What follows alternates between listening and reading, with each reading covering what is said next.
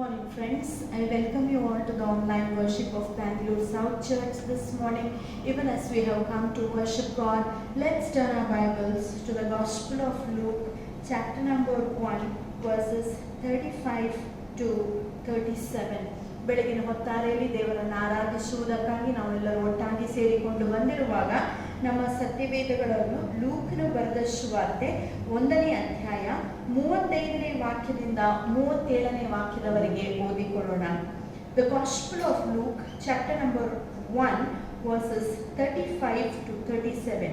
The angel answered, "The Holy Spirit will come upon you, and the power of the Most High will overshadow you.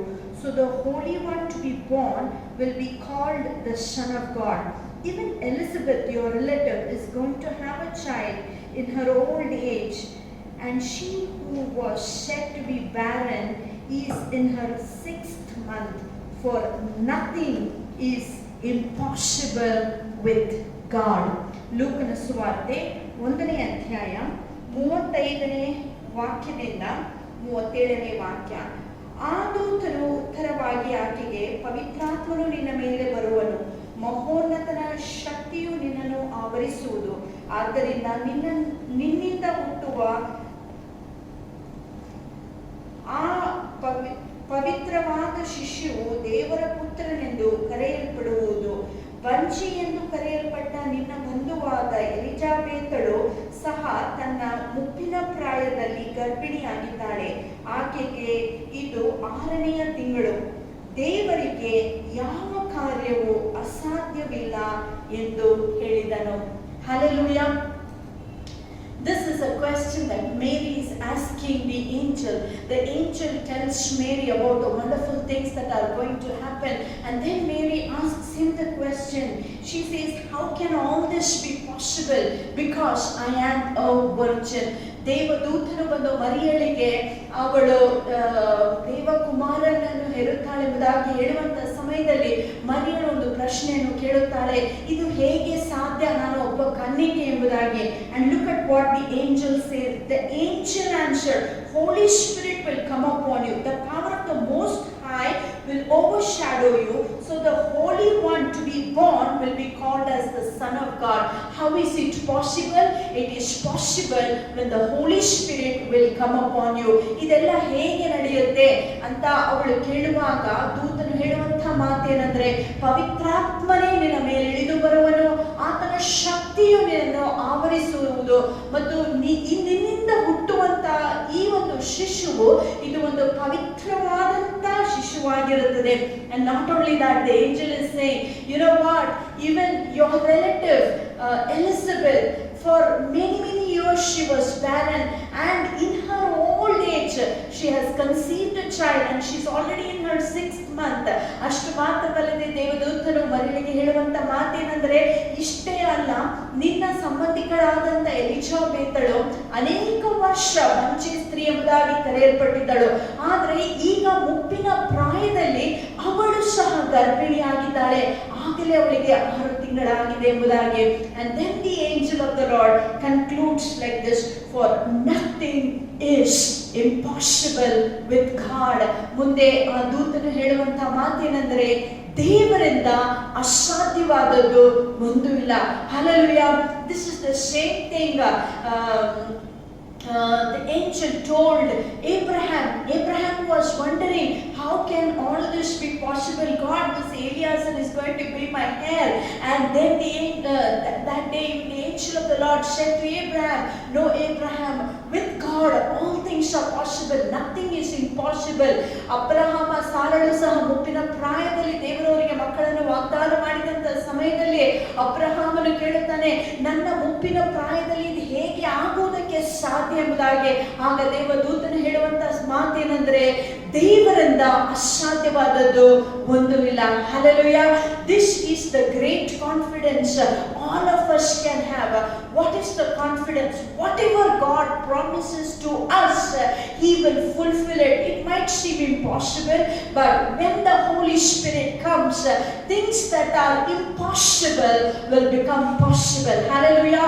ಈ ದಿನ ನಮ್ಮ ಜೀವಿತದಲ್ಲಿ ಅಸಾಧ್ಯವೆಂದು ಎಂದು ಎಣಿಸುವಂತ ಎಲ್ಲಾ ಸಂಗತಿಗಳು ಪವಿತ್ರಾತ್ಮನ ಶಕ್ತಿಯು ನಮ್ಮ ಮೇಲೆ ಬರುವಂತ ಸಮಯದಲ್ಲಿ ಅಸಾಧ್ಯವಾದದ್ದನ್ನು ಸಾಧ್ಯ ಮಾಡುವುದಕ್ಕೆ ನಮ್ಮ ದೇವರು ಶಕ್ತನಾಗಿದ್ದಾನೆ.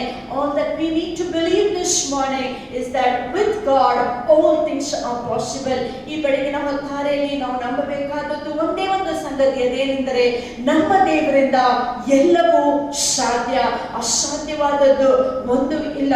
And because Elizabeth believed, she experienced a miracle.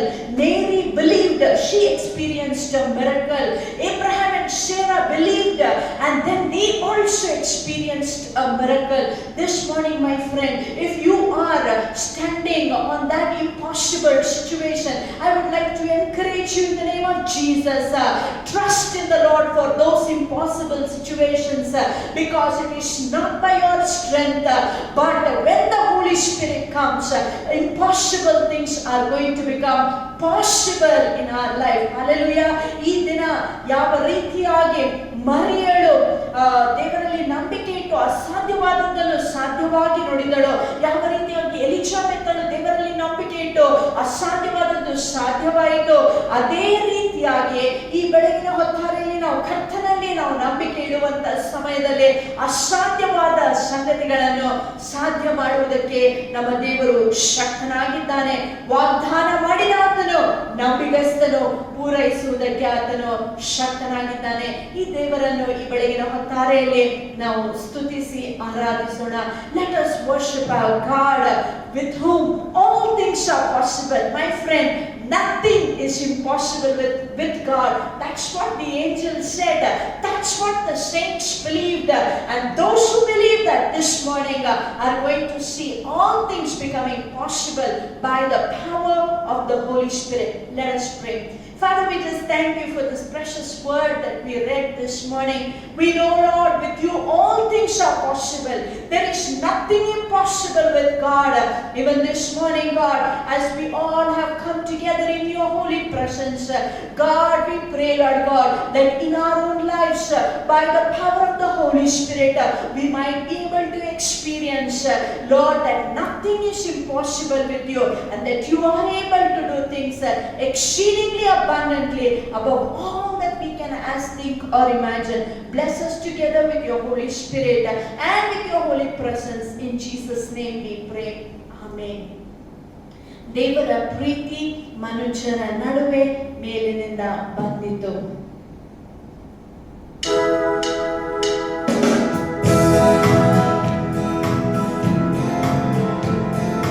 ದೇವರ ಪ್ರೀತಿ ಮನುಷ್ಯರ ನಡುವೆ ಮೇಲಿನಿಂದ ಬಂದಿತು. ಯೇಸುವಿನ ತ್ಯಾಗದಲ್ಲಿ ನಮಗೆಲ್ಲ ತೋರಿತು. ದೇವರ ಪ್ರೀತಿ ಮನುಷ್ಯರ ನಡುವೆ ಮೇಲಿನಿಂದ ಬಂದಿತು. ಯೇಸುವಿನ ತ್ಯಾಗದಲ್ಲಿ ನಮಗೆಲ್ಲ ತೋರಿತು. ದೇವರ ಪ್ರೀತಿ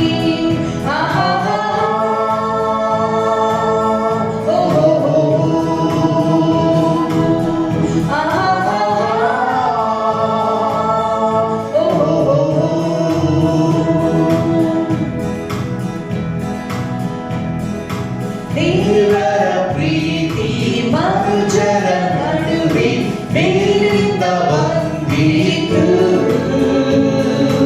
ಯೇಸುವಿನ ತ್ಯಾಗದಲ್ಲಿ ನಮಗೆಲ್ಲ ತೋರಿತು. ದೇವರ ಪ್ರೀತಿ ಮನುಷ್ಯರ ನಡುವೆ ಮೇಲಿನಿಂದ ಬಂದಿತು. ಯೇಸುವಿನ ತ್ಯಾಗದಲ್ಲಿ ನಮಗೆಲ್ಲ ತೋರಿತು.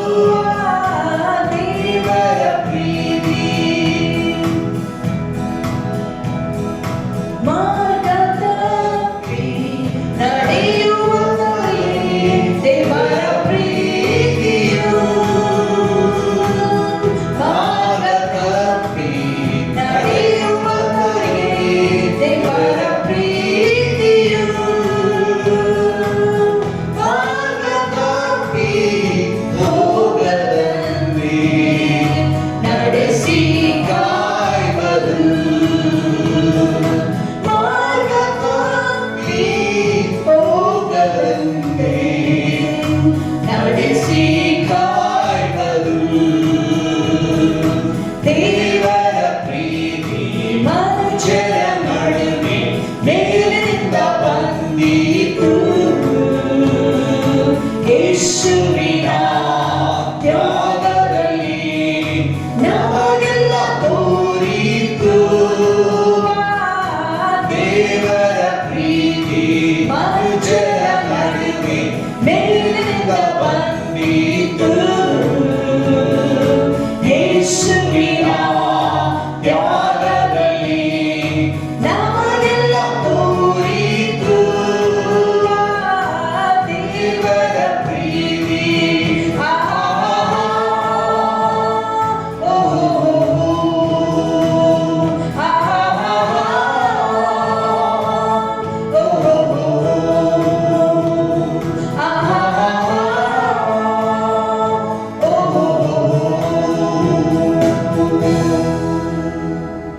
ಕರ್ತನೇ, ನಮ್ಮನ್ನು ಪ್ರೀತಿಸಿದ್ದಕ್ಕಾಗಿ ನಿನಗೆ ಸ್ತೋತ್ರ.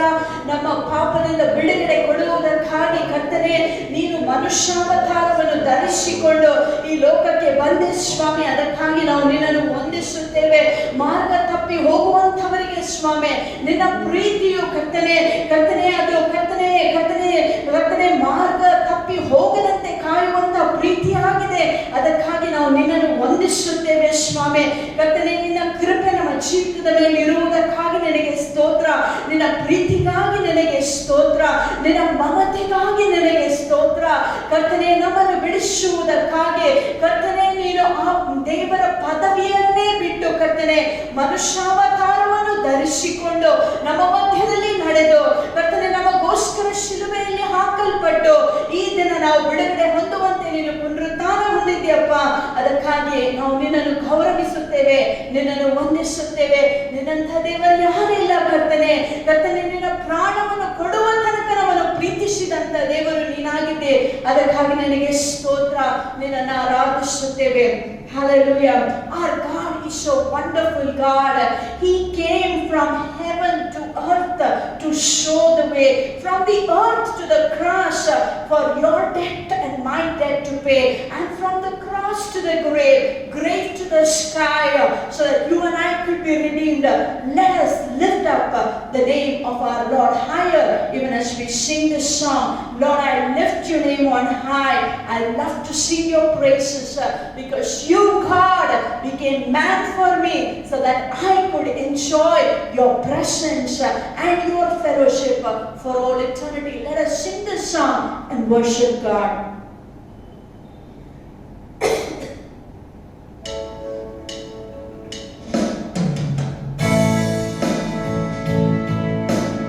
Lord, I lift your name on high. Lord, I love to sing your praises. I'm so glad you're in my life. I'm so glad you came to save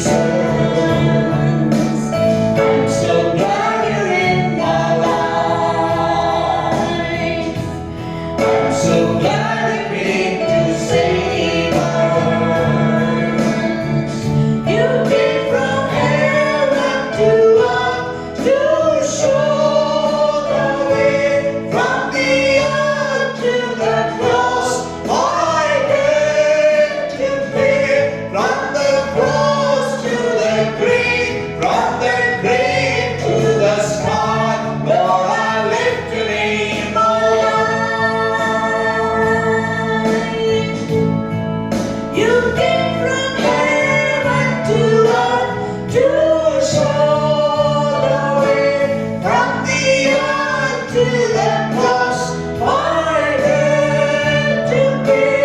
From the cross to the grave, from the grave to the sky, Lord, I lift your name on high. You came from heaven to earth to show the way.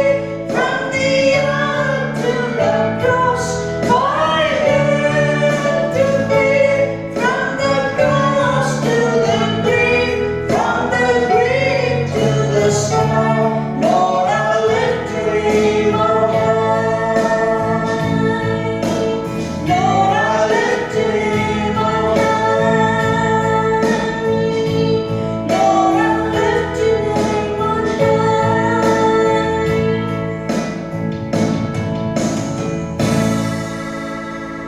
Help, Lord, to lift your name higher and higher through our life. ಕರ್ತನೇ, ನಮ್ಮ ಜೀವ ಕಾಲವೆಲ್ಲ ನಿನ್ನ ನಾಮವನ್ನು ಉನ್ನತಕ್ಕೇರಿಸುವುದಕ್ಕಾಗಿ ನಮಗೆ ಸಹಾಯ ಮಾಡು. Let your presence be tangible in our midst. ನಮ್ಮ ಮಧ್ಯದಲ್ಲಿ ನಿನ್ನ ಪ್ರಸನ್ನತೆಯು ಬಲವಾಗಿ ಕಾರ್ಯ In ಸಾಧಿಸಲಿ. Jesus' name, pray. ಯೇಸು ನಾಮದಲ್ಲಿ ಬೇಡಿಕೊಳ್ಳುತ್ತೇವೆ. Amen. Amen. Good morning, friends. Welcome back to Bangalore South Church. Bengaluru south ಸಭೆಗೆ ನಿಮ್ಮೆಲ್ಲರನ್ನು ಆಹ್ವಾನಿಸುತ್ತೇವೆ.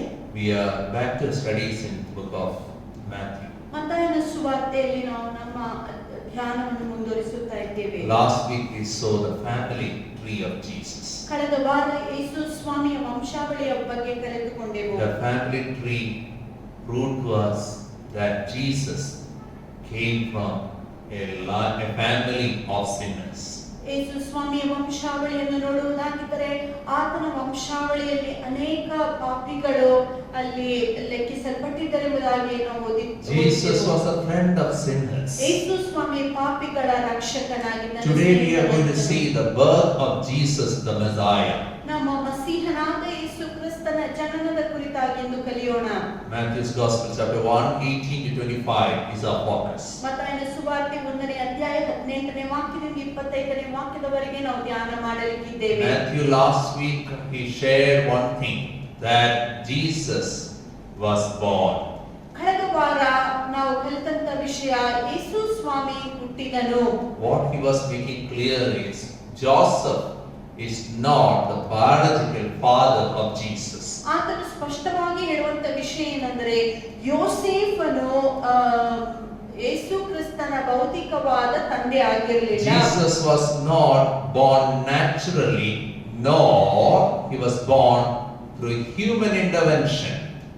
ಯೇಸು ಸ್ವಾಮಿ ಸ್ವಾಭಾವಿಕವಾಗಿ ಮನುಷ್ಯನ ಸಹಾಯದಿಂದ ಜನಿಸಲಿಲ್ಲ.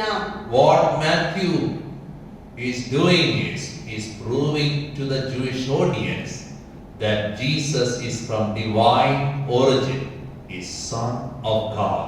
ಯೇಸು ಸ್ವಾಮಿ ಒಬ್ಬ ದೈವಿಕ ಪುರುಷನಾಗಿದ್ದಾನೆ, ಆತನು ದೇವಕುಮಾರನೆಂಬುದಾಗಿ ಯೇಸು ಸ್ವಾಮಿ ಬಗ್ಗೆ ಹೇಳುತ್ತಾನೆ. Verse 18 and 19. 18 ಮತ್ತು 19ನೇ ವಾಕ್ಯ It talks about the virgin conception. ಕನ್ನಿಕೆ ಮುಖಾಂತರ ಯೇಸು ಸ್ವಾಮಿ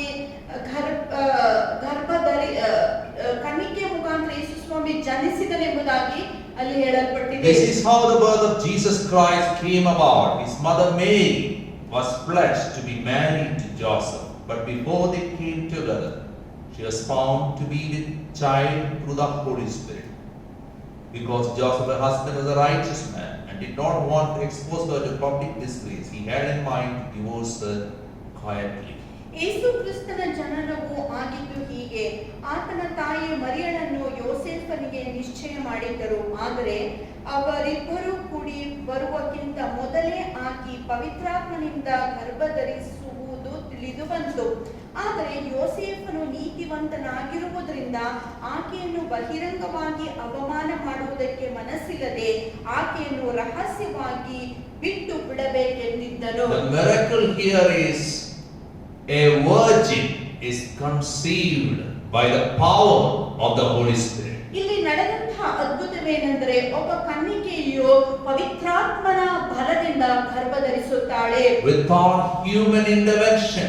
ಯಾವ ಮನುಷ್ಯನ ಸಹಾಯವಿಲ್ಲದೆ. By the power of the Holy Spirit, the virgin conceives. ಪರಿಶುದ್ಧಾತ್ಮನಿಂದಲೇ ಗರ್ಭಧರಿಸುತ್ತಾಳೆ. Luke Luke's gospel make it more clear. ಲೂಕನ ಸುವಾರ್ತೆ ಇದು ಇನ್ನೂ ಸ್ಪಷ್ಟವಾಗಿ ನಮಗೆ ತಿಳಿಸುತ್ತದೆ. Verse chapter 1, 26 to 38 makes it very clear. ಒಂದನೇ ಅಧ್ಯಾಯ 26ನೇ ವಾಕ್ಯದಿಂದ 38ನೇ ವಾಕ್ಯದಲ್ಲಿ ನಾವು ಸ್ಪಷ್ಟವಾಗಿ ಇದನ್ನು ಅರ್ಥೈಸಿಕೊಳ್ಳಬಹುದು. In the 6th month, God sent the angel Gabriel to Nazareth, a town in Galilee, to a virgin, pledged to be married to a man named Joseph, a descendant of David. The virgin's name was Mary. The angel went to her and said, "Greetings, you who are highly favored. The Lord is with you." Mary was greatly troubled at his words and wondered what kind of greeting this might be. But the angel said to her, "Do not be afraid. Mary, you have found favor with God. You will be with child and give birth to a son, and you are to give him the name Jesus. He will be great and will be called the Son of the Most High. The Lord God will give him the throne of his father David, and he will reign over the house of Jacob forever. His kingdom will never end." "How will this be?" Mary asked the angel, "since I am a virgin?" The angel answered, "The Holy Spirit will come upon you, and the power of the Most High will overshadow you. So the Holy One to be born will be called the Son of God.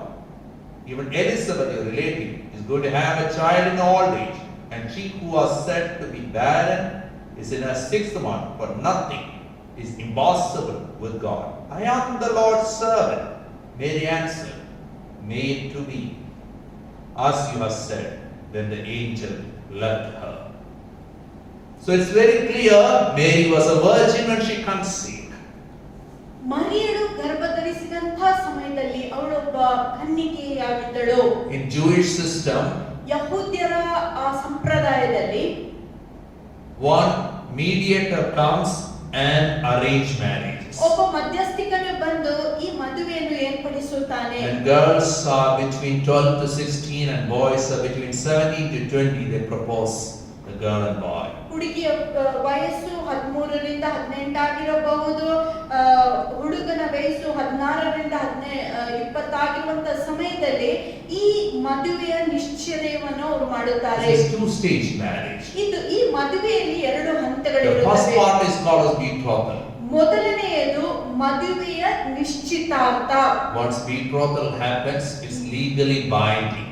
ನಿಶ್ಚಿತಾರ್ಥ ನಡೆದ ನಂತರ ಇದು ಒಂದು ನ್ಯಾಯವಾಗಿ ನಡೆಯುವಂತ ಮದುವೆ ಆಗಿರುತ್ತದೆ. After the betrothal, ನಿಶ್ಚಿತಾರ್ಥದ ನಂತರ the girl and boy is engaged, but they are not living together. They have a probation of 1 year to 2 years. ನಿಶ್ಚಿತಾರ್ಥದ ನಂತರ ಮದುವೆ ಆಗುವುದಕ್ಕೆ 1 ವರ್ಷ ಕಾಲಾವಧಿ ಇರುತ್ತದೆ.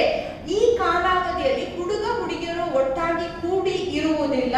And after the betrothal, they will be called husband and wife, but they will not be consummating in the marriage. ನಾವು ನೋಡುತ್ತೇವೆ ನಿಶ್ಚಿತಾರ್ಥದ ನಂತರ ಗಂಡ ಹೆಂಡತಿ ಎಂಬುದಾಗಿ ಅವರು ಕರೆಯಲ್ಪಡುತ್ತಾರೆ, ಆದರೆ ಗಂಡ ಹೆಂಡತಿಯ ಹಾಗೆ ಅವರು ಕೂಡಿ ಇರುವುದಿಲ್ಲ. When you turn to Deuteronomy chapter 22, verse 20 to 24, you will see that after betrothal, if anything goes wrong, it is considered as adultery. ನಾವು ನೋಡುತ್ತೇವೆ ಧರ್ಮೋಪದೇಶ ಕಾಂಡ 22ನೇ ಅಧ್ಯಾಯ 20ನೇ ವಾಕ್ಯದಿಂದ 24ನೇ ವಾಕ್ಯದವರೆಗೆ ಈ ನಿಶ್ಚಿತಾರ್ಥದ ಕಾಲದಲ್ಲಿ ಯಾವುದೇ ತಪ್ಪು ಸಂಗತಿ ಹುಡುಗಿಯಲ್ಲಿ ಅಥವಾ ಹುಡುಗನಲ್ಲಿ ನಡೆಯುವುದಾಗಿದ್ದರೆ ಅದಕ್ಕೆ ಅವರು ವ್ಯಭಿಚಾರ ಎಂಬುದಾಗಿ ಕರೆಯುತ್ತಿದ್ದರು. This probation time is a testing time. It's a time of self-control. ಈ ಒಂದು ನಿಶ್ಚಿತಾರ್ಥದ ಕಾಲಾವಧಿ ಅದು ಒಂದು ಪರೀಕ್ಷೆಯ ಕಾಲಾವಧಿ ಆಗಿದೆ. ಅವರಲ್ಲಿ ಸ್ವನಿಯಂತ್ರಣೆ ಇದೆಯೋ ಎಂಬ ಪರೀಕ್ಷೆಯ ಕಾಲ ಇದಾಗಿದೆ. The girl, while being in her father's home, she conceived. Before living together, she will be stoned to death. ಒಂದು ವೇಳೆ ಹುಡುಗಿಯು ಇನ್ನು ತಂದೆ ಮನೆಯಲ್ಲಿ ಇರುವಂತಹ ಕಾಲದಲ್ಲಿ ಅವಳು ಗರ್ಭ ಧರಿಸುವುದಾಗಿದ್ದರೆ ಅವಳಿಗೆ ಕಲ್ಲೆಸೆದು ಅವರು ಸಾಯಿಸುತ್ತಿದ್ದರು. If the boy and girl, both of them have cooperated, society understands both will be stoned to death. ಒಂದು ವೇಳೆ ಈ ಒಂದು ಕಾಲಾವಧಿಯಲ್ಲಿ ಹುಡುಗ ಮತ್ತು ಹುಡುಗಿ ಇಬ್ಬರು ಅವರು ಕೂಡಿ ಬರುವುದಾಗಿದ್ದರೆ ಸಮಾಜವು ಅವರನ್ನು ಕಲ್ಲೆಸೆದು ಸಾಯಿಸುತ್ತಿತ್ತು. Dr. Luke, while he wrote the Gospel of Luke, he highlights Mary's profile, while Matthew, he highlights Joseph's profile. ಲೂಕನ ಸುವಾರ್ತೆಯನ್ನು ಈ ವೈದ್ಯನಾದ ಲೂಕನು ಬರೆಯುವಾಗ ಲೂಕನು ಮರಿಯಳ ಕುರಿತಾಗಿ ಅನೇಕ ವಿಷಯಗಳನ್ನು ಹೇಳಿ ಎತ್ತಿ ತೋರಿಸುತ್ತಾನೆ. ಅದೇ ರೀತಿಯಾಗಿ ಮತ್ತಾಯನು ತನ್ನ ಸುವಾರ್ತೆಯನ್ನು ಬರೆಯುವಾಗ ಯೋಸೇಫನ ಕುರಿತಾಗಿ ಅನೇಕ ವಿಷಯಗಳನ್ನು ಕಲಿಸುತ್ತಾನೆ. When you turn your Bibles to John's Gospel chapter 1, 14 to 18. ಯೋಹಾನನ ಸುವಾರ್ತೆ 1ನೇ ಅಧ್ಯಾಯ 14ನೇ ವಾಕ್ಯದಿಂದ 18ನೇ ವಾಕ್ಯವನ್ನು ನೀವು ಓದುವುದಾಗಿದ್ದರೆ, The word became flesh and made his dwelling among us. We have seen his glory, the glory of the one and only who came from the Father, full of grace and truth. John testifies concerning him. He cries out saying, This was he of whom I said, He who comes after me has surpassed me, because he was before me. From the fullness of his grace we have all received one blessing after another. For the law was given through Moses, grace and truth came through Jesus Christ. No one has ever seen God, but God, the one and only, who is at the Father's side, has made him known. What is saying? John says Jesus is full of grace and truth. ಯೋಹಾನನು ಹೇಳುವಂತ ಮಾತೇನೆಂದ್ರೆ, ಯೇಸು ಕ್ರಿಸ್ತನು ಸತ್ಯ ಮತ್ತು ಕೃಪೆಯಿಂದ ತುಂಬಲ್ಪಟ್ಟಿದ್ದನು. How Jesus is full of grace and truth? ಹೇಗೆ ಯೇಸು ಕ್ರಿಸ್ತನು ಕೃಪೆಯಿಂದಲೂ ಸತ್ಯದಿಂದಲೂ ತುಂಬಿದವನಾಗಿದ್ದನು? His father Joseph also was a man of truth and grace. ಆತನ ತಂದೆಯಾದ ಯೋಸೇಫನು ಸಹ ಆತನು ಕೃಪೆಯು ಮತ್ತು ಸತ್ಯದಿಂದ ತುಂಬಿದವನಾಗಿದ್ದನು. Joseph was a humble man, a gentleman in heart. ನಾವು ನೋಡುತ್ತೇವೆ, ಯೋಸೇಫನು ಒಬ್ಬ ದೀನ ಪುರುಷನಾಗಿದ್ದನು, ಸಾತ್ವಿಕತ್ವದಿಂದ ತುಂಬಲ್ಪಟ್ಟಂತ Verse ವ್ಯಕ್ತಿಯಾಗಿದ್ದನು. 19 says, because he was a righteous man, he did not want to expose Mary to public disgrace. He had in mind to divorce her quietly. 19ನೇ ವಾಕ್ಯ ಹೀಗೆ ಹೇಳುತ್ತದೆ, ಆದರೆ ಯೋಸೇಫನು ನೀತಿವಂತನಾಗಿರುವುದರಿಂದ ಆಕೆಯನ್ನು ಬಹಿರಂಗವಾಗಿ ಅವಮಾನ ಮಾಡುವುದಕ್ಕೆ ಮನಸ್ಸಿಲ್ಲದೆ ಆಕೆಯನ್ನು ರಹಸ್ಯವಾಗಿ ಬಿಟ್ಟು ಬಿಡಬೇಕೆಂದಿದ್ದನು. He is living in Nazareth. Mary's family also is there. That part is migrated people. Nazareth is not a good place. Everybody will talk all sort of nonsense. ನಾವು ನೋಡುತ್ತೇವೆ, ಮರಿಯಳು ಯೋಸೇಫರು ಯೆರೂಸಲೇಮಿನವರಾಗಿದ್ದರೂ ಸಹ ಈಗ ಅವರು ತಮ್ಮ ಜೀವಿತವನ್ನು ನಜರೇತಿನಲ್ಲಿ ಕಳೆಯುತ್ತಾ ಇದ್ದಾರೆ. ಈ ಒಂದು ನಜರೇತ್ ಅದು ಒಂದು ಒಳ್ಳೆ ಪಟ್ಟಣವಾಗಿರಲಿಲ್ಲ. ಒಂದು ವೇಳೆ ಈ ವಿಷಯ ಇತರರಿಗೆ ಗೊತ್ತಾಗುವುದಾಗಿದ್ದರೆ ಮರಿಯಳು ಮತ್ತು ಯೋಸೇಫನ ಕುರಿತಾಗಿ ಅವರು ಕೆಟ್ಟದಾಗಿ ನುಡಿಯುತ್ತಾರೆ ಎಂಬುದಾಗಿ ಆತನ ಅಂದುಕೊಂಡನು. Joseph was disturbed. ಯೋಸೇಫನಿಗೆ ಬಹಳಷ್ಟು ಬೇಸರವಾಯಿತು. But he don't want to create a scene. ಆದರೆ ಆತನು ಯಾವುದೇ ಬಹಿರಂಗವಾದ ಅವಮಾನವನ್ನು ಮರಿಯಳಿಗೆ ಮಾಡಲು ಬಯಸುವುದಿಲ್ಲ. He knows 100% he is not part of Mary's problem.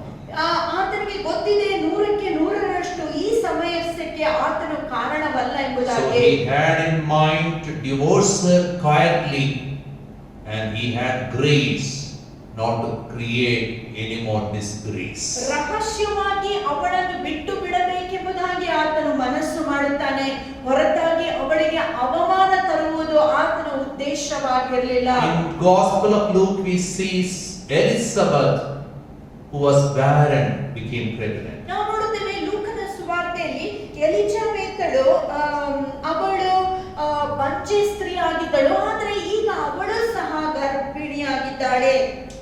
That is a recreation thing. ಇದು ಒಂದು ಪುನಃ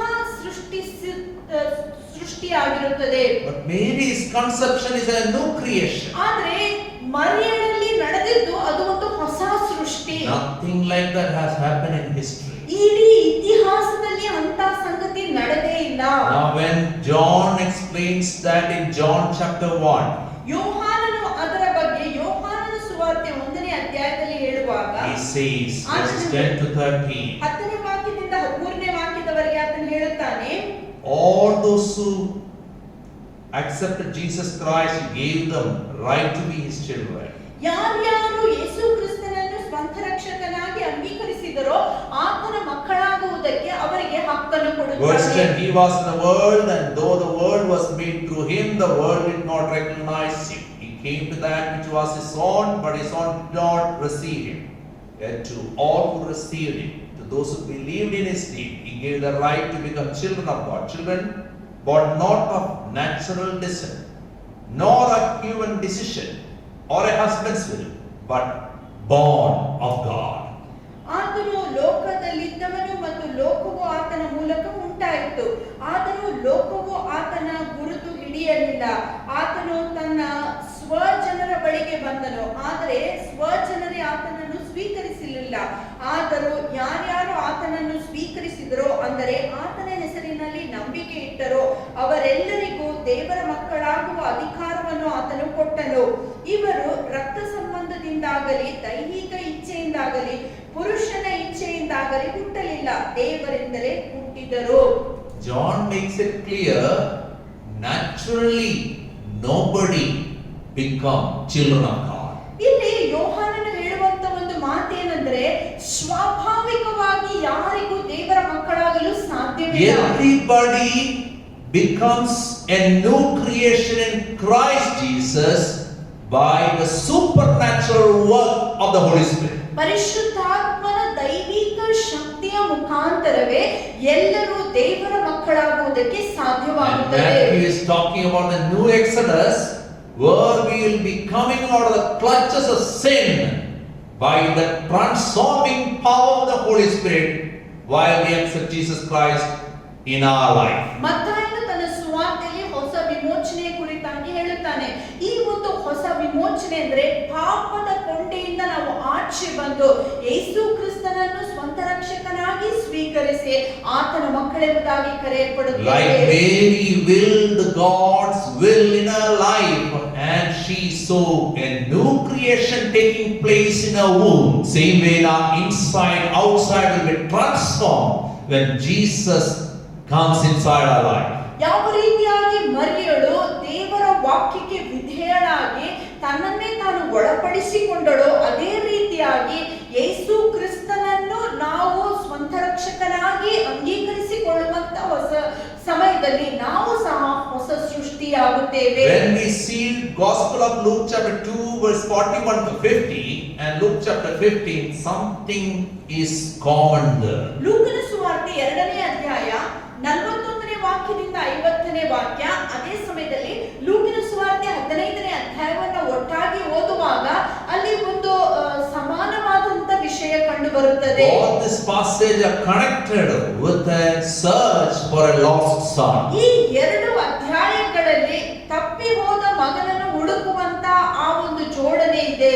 In Luke chapter 2, Jesus' parents are searching for their lost son who is lost in the temple premises. ಲೂಕನ ಸುವಾರ್ತೆ 2ನೇ ಅಧ್ಯಾಯದಲ್ಲಿ ಯೇಸು ಸ್ವಾಮಿಯ ಪೋಷಕರು ಆ ಒಂದು ಆಲಯದ ಆವರಣದಲ್ಲಿ ಕಳೆದುಕೊಂಡಂತ ತಮ್ಮ ಮಗನನ್ನು ಹುಡುಕುತ್ತಿದ್ದಾರೆ. Luke chapter 15, a father is waiting for the son who has left home long time back and destroyed everything. He is waiting and longing for him. ಆದರೆ ಲೂಕನ ಸುವಾರ್ತೆ 15ನೇ ಅಧ್ಯಾಯದಲ್ಲಿ ಒಬ್ಬ ತಂದೆಯು ತಪ್ಪಿ ಹೋದಂತಹ ತನ್ನ ಮಗನಿಗೋಸ್ಕರ ಕಾಯುತ್ತಾ ಇದ್ದಾನೆ, ಆತನ ಹಿಂದಕ್ಕೆ ಬರಬೇಕೆಂಬುದಾಗಿ ಇಚ್ಛಿಸುತ್ತಾ ಇದ್ದಾನೆ. In John's Gospel chapter 8, 1 to 11, we see one lady is pulled in front of Jesus. They say, finish her off, stone her to death.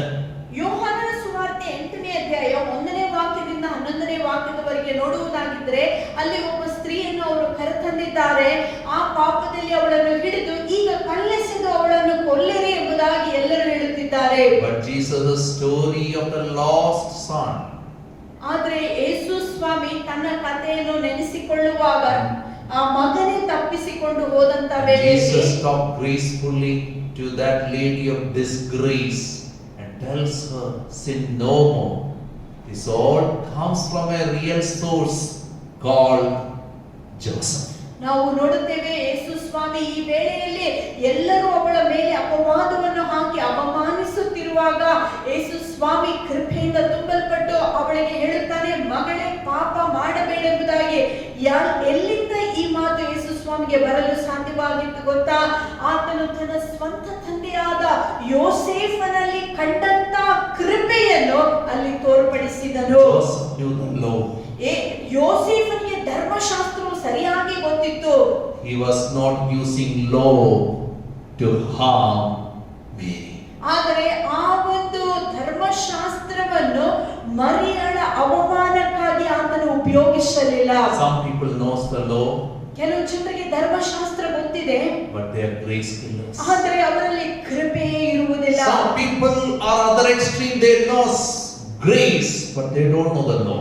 ಇನ್ನೊಂದು ಕಡೆಯಲ್ಲಿ ಇನ್ನು ಕೆಲವು ಜನ ಕೃಪೆಯಿಂದ ತುಂಬಲ್ಪಟ್ಟಿದ್ದಾರೆ, ಆದರೆ ಧರ್ಮಶಾಸ್ತ್ರವು ಅವರಿಗೆ ಗೊತ್ತಿಲ್ಲ. Joseph balanced both grace and law. ಆದರೆ ಯೋಸೇಫನಾದರೂ ತನ್ನ ಜೀವಿತದಲ್ಲಿ ಧರ್ಮಶಾಸ್ತ್ರವನ್ನು ಮತ್ತು ಕೃಪೆಯನ್ನು ತೋರಿಸಿದವನಾದನು. Jesus was full of law and grace. ಯೇಸು ಕ್ರಿಸ್ತನಾದರೂ ಧರ್ಮಶಾಸ್ತ್ರ ಮತ್ತು ಕೃಪೆಯಿಂದ Law ತುಂಬಲ್ಪಟ್ಟವನಾಗಿದ್ದನು. functions as a structure and grace functions as flesh, and both combined will give you a beautiful human being. ನಾವು ನೋಡುತ್ತೇವೆ ಧರ್ಮಶಾಸ್ತ್ರವೆಂಬುದಾಗಿ ಹೇಳುವಾಗ ದೇಹದಲ್ಲಿರುವಂತಹ ಮೂಳೆಗಳಿಗೆ ಸಮಾನ, ಕೃಪೆ ಎಂಬುದಾಗಿ ಹೇಳುವಾಗ ದೇಹದಲ್ಲಿರುವಂತಹ ಶರೀರ ಮಾಂಸಕ್ಕೆ ಸಮಾನ.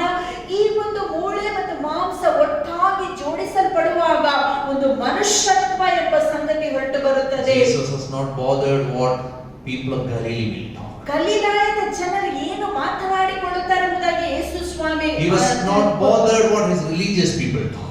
ಧಾರ್ಮಿಕ ನಾಯಕರು ಆತನ ಬಗ್ಗೆ ಏನು ಹೇಳುತ್ತಾರೆ ಎಂಬುದಾಗಿ ಆತನ ಆಲೋಚನೆ ಮಾಡಲಿಲ್ಲ. Like Mary, he has only one audience. ಮರಿಯಳ ಹಾಗೆ ಆತನಿಗೆ ಖಚಿತಪಡಿಸುವುದಕ್ಕೆ ಒಂದೇ ಒಂದು He ಗುಂಪಿದೆ. wanted to do the right thing and be a righteous man, to do the right thing in the right way. ಯೇಸು ಸ್ವಾಮಿ ನೀತಿವಂತನಾಗಿದ್ದನು, ಸರಿಯಾದ ಸ್ಥಳದಲ್ಲಿ ಸರಿಯಾದ ಮಾತನ್ನು ಹೇಳುವುದಕ್ಕೆ ಬಯಸುವಾತನು. Verse 20 and 21. 20 ಮತ್ತು 21ನೇ We see ವಾಕ್ಯ. a dreamer there. ನಾವು ಅಲ್ಲಿ ಒಬ್ಬ ಕನಸುಗಾರನನ್ನು ನೋಡುತ್ತೇವೆ. When you turn to Luke's Gospel chapter 2, ಲೂಕನ ಸುವಾರ್ತೆ 2ನೇ ಅಧ್ಯಾಯ, you will find that Joseph is from Jerusalem. ಯೋಸೇಫನು ಯೆರೂಸಲೇಮಿನಿಂದ ಬಂದಿದ್ದಾನಂತ ನಮಗೆ He is ಗೊತ್ತಾಗುತ್ತದೆ. from the line of David, the royal line. ಆತನು ರಾಜವಂಶದ ದಾವೀದನ ವಂಶಕ್ಕೆ ಸೇರಿದ ಆತನಾಗಿದ್ದಾನೆ. But somehow, ಆದರೆ ಹೇಗೆ like the dreamer Joseph of Old Testament, ಹಳೆ ಒಡಂಬಡಿಕೆಯ ಕನಸುಗಾರನಾದಂತ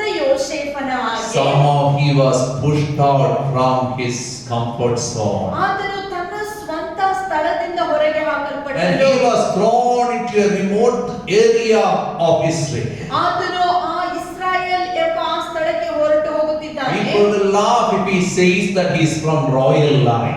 ಆತನು ಒಬ್ಬ ರಾಜವಂಶದವನೆಂಬುದಾಗಿ ಹೇಳಿದರೆ ಜನರು ನಗಾಡಬಹುದು. But he was not ashamed to take up any job. ಆದರೆ ಯಾವುದೇ ಕೆಲಸವನ್ನು ಮಾಡುವುದಕ್ಕೆ ಆತನು ನಾಚಿಕೆ ಪಡಲಿಲ್ಲ. Bible says his job was technon, means a coolie worker. ಆತನ ಕೆಲಸವನ್ನು ಬೈಬಲ್ ಟೆಕ್ನೋನ್ ಎಂಬುದಾಗಿ ವಿವರಿಸುತ್ತದೆ. ಈ ದಿನ ನಾವು ಅದನ್ನು ಭಾಷಾಂತರ ಮಾಡುವುದಾಗಿದ್ದರೆ ಒಬ್ಬ ಕೂಲಿ ಕೆಲಸಗಾರನು. Scholarship says he was more a mason job. ಈ ತತ್ವಜ್ಞಾನಿಗಳು ಹೇಳುವಂತ ಮಾತೇನೆಂದರೆ ಆತನು ಮಾಡಿದಂತ ಕೆಲಸ ಅದು ಒಬ್ಬ ಕೂಲಿ ಕೆಲಸಗಾರನ ಕೆಲಸವಾಗಿತ್ತು. Traditionally it is translated to English as carpenter. ಆದರೆ ಇಂಗ್ಲಿಷ್ ಬೈಬಲಿನಲ್ಲಿ ನಾವು ನೋಡುವುದಾಗಿದ್ರೆ ಒಬ್ಬ ಬಡಿಗನೆಂಬುದಾಗಿ ಅದನ್ನು ಭಾಷಾಂತರ ಮಾಡಿದ್ದಾರೆ. Joseph, Old Testament, he went through difficult times, but his dream sustained him, strengthened him, and he felt the presence of God helping him to come out from every hurdles, and he saw that his dream coming true. ಯೋಸೇಫನು ಹಳೆ ಒಡಂಬಡಿಕೆ ಯೋಸೇಫನನ್ನು ನೋಡುವುದಾಗಿದ್ದರೆ ಆತನು ಅನೇಕ ಕಷ್ಟಗಳನ್ನು ತನ್ನ ಜೀವಿತದಲ್ಲಿ ಅನುಭವಿಸಿದನು. ಅನೇಕ ಸಾರಿ ಅನೇಕ ತೊಂದರೆಗಳಿಗೆ ಅಲ್ಲಿ ಸಿಕ್ಕಾಕಿಕೊಂಡನು.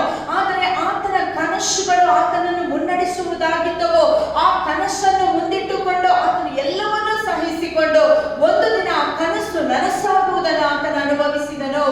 Innocent man like Nathanael in John's Gospel, he says, "Will anything good come out of Nazareth?" ಒಬ್ಬ ನಿಷ್ಕಪಟಿಯಾದಂತ ಮನುಷ್ಯ ನತಾನಿಯೇಲನು ಆತನು ಈ ರೀತಿಯಾಗಿ ಯೇಸುವಿನ ಬಗ್ಗೆ ಹೇಳುತ್ತಾನೆ, ಈ ಒಂದು ನಜರೇತ್ ಎಂಬ ಪಟ್ಟಣದಿಂದ ಒಳ್ಳೆಯದಾದ ಸಂಗತಿ ಬರುವುದಕ್ಕೆ ಸಾಧ್ಯ ಉಂಟು? That was the thing angels also will be telling. Will anything come out of this human beings? ದೂತರು ಸಹ ಈ ಮನುಷ್ಯ ಕುಲವನ್ನು ನೋಡುವಾಗ ಅವರು ಹೇಳುವಂತ ಮಾತು ಇದೆ, ಈ ಮನುಷ್ಯ ಕುಲದಿಂದ ಏನಾದ್ರೂ ಒಳ್ಳೆಯದು ಬರುವುದಕ್ಕೆ ಸಾಧ್ಯವೋ? From royal line, Joseph determined to go and work and make a living in a hopeless place called Nazareth. ನಾವು ನೋಡುತ್ತೇವೆ, ರಾಜವಂಶದಲ್ಲಿ ಜನಿಸಿದಂಥ ಈ ಯೋಸೇಫನು ಸಹ ತಳ್ಳಲ್ಪಟ್ಟಂಥ ಆ ಒಂದು ನಜರೇತಿಗೆ ಹೋಗಿ ಒಂದು ಕೂಲಿ ಕೆಲಸವನ್ನು ಮಾಡಿ ತನ್ನ ಸಂಸಾರವನ್ನು ಮುನ್ನಡೆಸುತ್ತಿದ್ದನು. That is what Jesus did. ಯೇಸು ಸ್ವಾಮಿ ಮಾಡಿದ್ದು ಅದನ್ನೇ. He traveled the greatest distance any missionary can think of. ಒಬ್ಬ ಸುವಾರ್ತಿಕನು ಪ್ರಯಾಣ ಮಾಡುವಂತ ಅತಿ ದೂರ ಪ್ರಯಾಣವನ್ನು ಮಾಡಿ ಯೇಸು ಸ್ವಾಮಿ ಲೋಕಕ್ಕೆ He ಬಂದನು. left the throne room of heaven and stooped down to live among the sinful, hopeless human beings. ಆತನು ಪರಲೋಕದಲ್ಲಿರುವಂತ ತನ್ನ ಸಿಂಹಾಸನವನ್ನೇ ಬಿಟ್ಟು ಪಾಪಭರಿತವಾದಂತ ಪಾಪಿಷ್ಠರ ಮಧ್ಯದಲ್ಲಿ ವಾಸ ಮಾಡುವುದಕ್ಕೆ ಯೇಸು ಸ್ವಾಮಿ ಮನಸ್ಸು We ಮಾಡುತ್ತಾನೆ. see Joseph saw dreams after dreams. ನಾವು ನೋಡುತ್ತೇವೆ, ಯೋಸೇಫನು ಅನೇಕ ಕನಸುಗಳನ್ನು ಕಾಣುತ್ತಾ ಇದ್ದಾನೆ. Every dreams are not from God. ಪ್ರತಿಯೊಂದು ಕನಸುಗಳು ದೇವರಿಂದ When ಬರುತ್ತಿಲ್ಲ. you study Ecclesiastes chapter 5 says, due to so much anxiety, so many dreams will come. ಪ್ರಸಂಗಿ ಪುಸ್ತಕ 5ನೇ ಅಧ್ಯಾಯವನ್ನು ನಾವು ಓದುವುದಾಗಿದ್ದರೆ, ಮನುಷ್ಯನಲ್ಲಿ ಆತಂಕವು ಹೆಚ್ಚುವಂತ ಸಮಯದಲ್ಲಿ ಅನೇಕ ಕನಸುಗಳು ಬರುತ್ತವೆ ಎಂಬುದಾಗಿ ವಾಕ್ಯ ಹೇಳುತ್ತದೆ. Few dreams are from God. ಆದ್ರೆ ಕೆಲವು ಕನಸುಗಳು ಮಾತ್ರ ದೇವರಿಂದ If ಬಂದವು. only we have discernment to know which is from God. ದೇವರಿಂದ ಬಂದಂತ ಕನಸು ಯಾವುದೆಂಬುದಾಗಿ ನಮಗೆ ವಿವೇಚನೆಯ ಬಲವಿರಬೇಕು. Matthew's Gospel 2 verse 13, verse 19, verse 22 all talks again and again. God's angel appears to Joseph in dream and help him to come out from stuck up situation, and he enjoys the exodus, he enjoys the exit from troublesome situations, and he knows the presence of God is moving along with him. ಮತ್ತಾಯನ ಸುವಾರ್ತೆ 2ನೇ ಅಧ್ಯಾಯದ 13ನೇ ವಾಕ್ಯ 19ನೇ ವಾಕ್ಯ 22ನೇ ವಾಕ್ಯದಲ್ಲಿ ನಾವು ನೋಡುತ್ತೇವೆ, ದೇವದೂತನು ಕನಸುಗಳ ಮುಖಾಂತರ ಯೋಸೇಫನ ಜೊತೆಯಲ್ಲಿ ಮಾತನಾಡುತ್ತಾ ಇದ್ದನು.